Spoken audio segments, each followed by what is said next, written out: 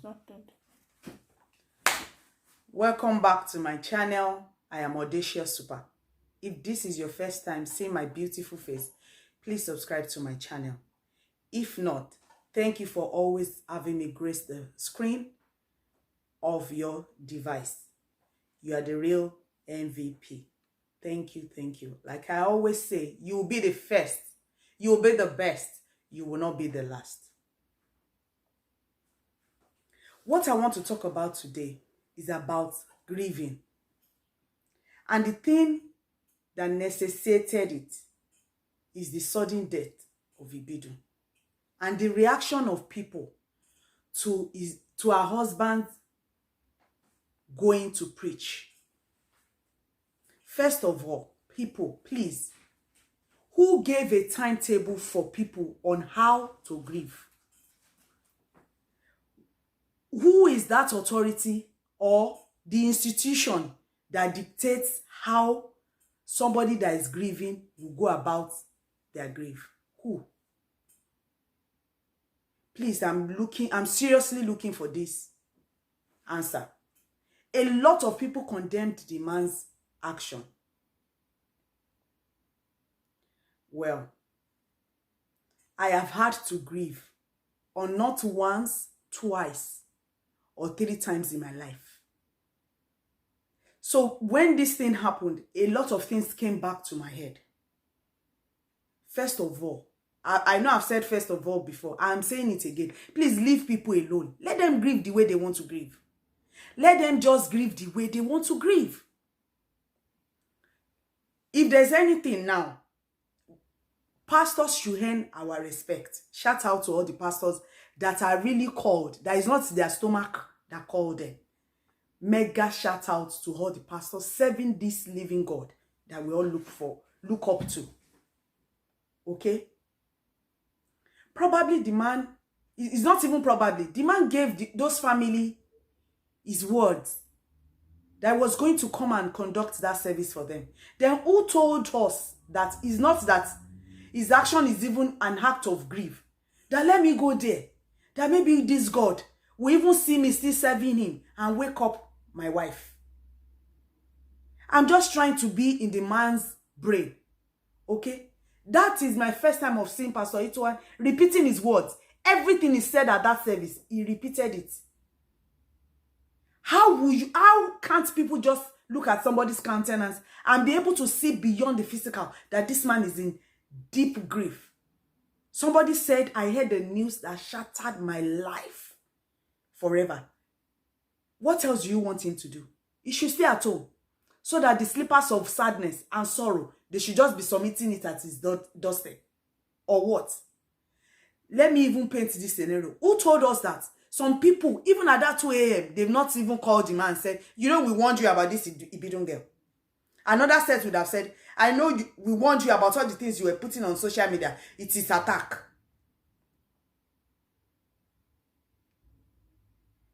People should allow people to grieve the way they want to grieve. They should just allow people to grieve the way. It's bad enough that the guy is grieving. And some people will not even allow him to rest. Why? Well, if you like, call me an advocate. No, but it just brought memories of my own. When my late brother died, it was less than a month to my older sister's wedding. The whole family didn't know how to confront me if they could continue with the wedding. They were in a fix. And I said, yes, my brother that died bought 10 ashwebis and dashed it out to people. I said, my brother will not live and see the day of joy of somebody being cancelled. I know that was not a day of joy of somebody. Okay? But in a way, what would that family have done? How would they have done it? I know some people say the junior pastors should have gone and all of that. I said, it's you people that know how people will grieve. What if the man knew that his wife would have allowed him to go, even if, you know, he had an opportunity to ask the wife? And the Jesus that we're serving, well, I want to be in the man's head. My explanation of his action is this. His integrity, his words, is more than his emotions. So all he needed to do was to go in the direction of his integrity. I know some people will say, maybe he's even the one that killed him. How will he kill his wife? How? So that you will borrow him your own wife? No. Then this Christian walk that we're all talking about is not small money. And it's not the matter of that you just say by mouth. It's the action. He reminded me of one time, Pastor Chris went to preach. I have a background with BLW, Believers Love World. Okay? Pastor Chris went to preach in Bini. I can remember, Atmosphere for Miracle, Bini then. When, from the hospital bed where his daughter was hospitalized, in the street sense, that's what they call the show must continue. You don't know how and what the calling on his head is, and the agreement he had with God. Pastors will leave naming ceremony, go to burial, from burial to wedding, and they will function seamlessly. We will come on social media, will be abusing them. It was his call to do it. Then what if it was his own way of getting away from the house? That people should not just come and be greeting him. Well, back to my own story. I lost my mother, 1st of January. I didn't have a father. That story for another day, okay? The same year, less than 3 months, I lost my brother. In a circumstances that I cannot even explain. It will be another story for another day. Less than 3 months, armed robbers came to my house and finished 6 flats. That is another story for another day. The same year, less than 3 months, again, they wrote another letter that they were coming. And they came. In between, shout out to my friend. I don't know if she will like it, but she will know that this is her story. She came to visit me in the middle of the grief. And she said, you know what? You've gone through a lot. Next week, this Sunday, go to your church and go and share a testimony. In my head, I was like, this girl must be crazy. She said, because all that has been happening to you is wails, and tales of evil. That I should just look for a way that she wants me to talk about the goodness of God. I said, I can't see it. She said, just try. And I went to church, really. That was my deliverance. You know, when I was saying the story, you know, I have everything, you know. My first daughter's birthday was in a kiosk. In the hospital. People have been through a lot. And I went and I was, you know, saying the story. The whole church, they were looking at me that, okay, maybe they resurrected, that the story will have a happy ending. In reality, things like that don't happen. They were shocked when I finished the story and I still thank God. And I'm still standing.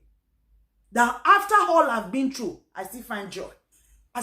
The essence, who told us that the essence of this whole issue on Pastor Ituah was not an attack on his belief and the fact that he's serving God.